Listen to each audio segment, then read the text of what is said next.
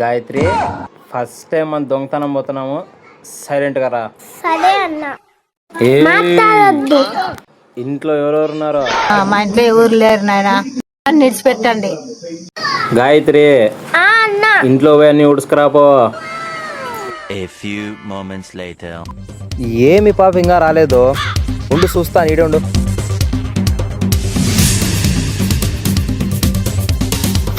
గాయత్రి, అన్న. అయిపోయిందా? ఇంకా సామాన్లు, వాళ్ళ బట్టలు, ఇండ్లంతా నీటికి కడిగి నీటికి పెట్టేస్తా. సరే అన్న. దొంగ దొంగ వచ్చాడే, అన్ని దోచుకుపోతాడే. ముంబైలోని మునగాడే, జంతర్ మంతర్ చేస్తాడే.